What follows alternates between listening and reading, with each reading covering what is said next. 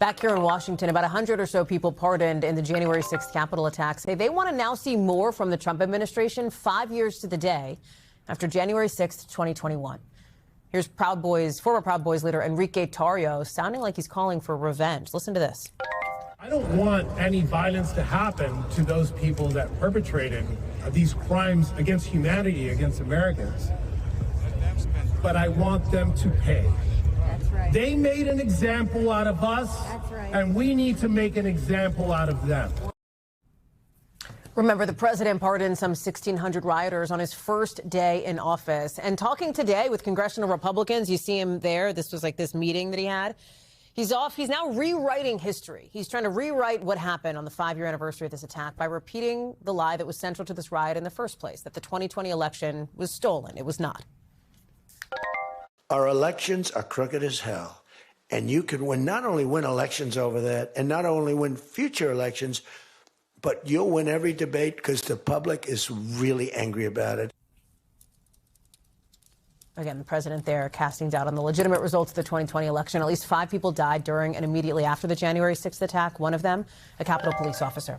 Sahil Kapur is live for us on Capitol Hill here. A real divide in the way 5 years later. At the moment, January 7th, you know as well as I do, having covered this, having been in Washington, there was unanimity, near unanimity in condemning what had happened. That has changed 5 years later.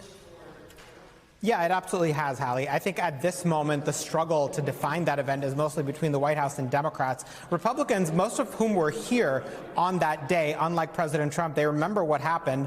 They don't accept the president's alternate timeline and alternate history, but they also aren't really speaking up because they don't want to get on his bad side here. There was a new White House website that was launched today that turned some heads on Capitol Hill, which presents then Speaker Pelosi and the 9 members of the January 6th Select Committee as villains, called the January 6th marchers patriots, and accused Capitol Police of deliberately escalating tensions.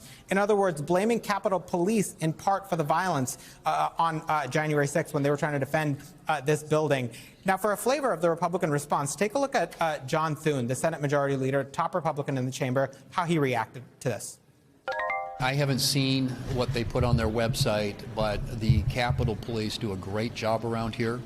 And again, I would just say, with respect to, we all here support 100% Capitol Police and the job that they do around here. Now, a couple of Republicans were a little bit more direct about this, Hallie. That includes Senator Susan Collins, a Republican of Maine, told a group of us reporters that she disagrees with what the White House is saying completely, that she remembers the rioters in this building chanting "Hang Mike Pence" and seeing him being rushed out for his own safety. She called the Capitol Police heroic. In addition, Senator Thom Tillis, a Republican from North Carolina who is retiring, told her colleague Brennan Leach he also disagrees, noted among other things that in the aftermath of January 6th, a police officer died.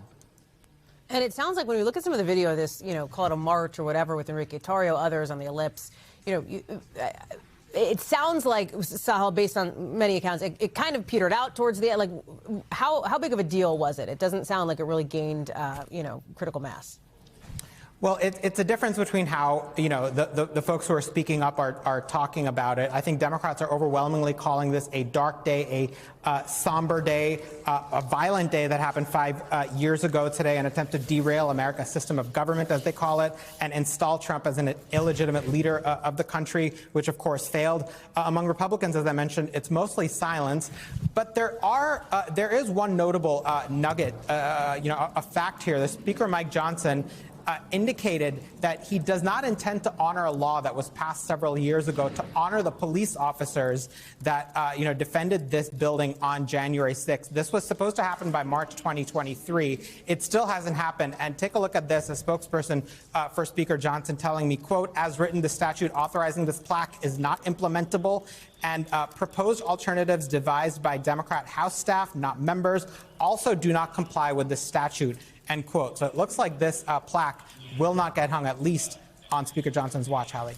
Sahil Kapur, thank you very much for that, live for us at the Capitol. We thank you for watching. And remember, stay updated on breaking news and top stories on the NBC News app or watch live on our YouTube channel.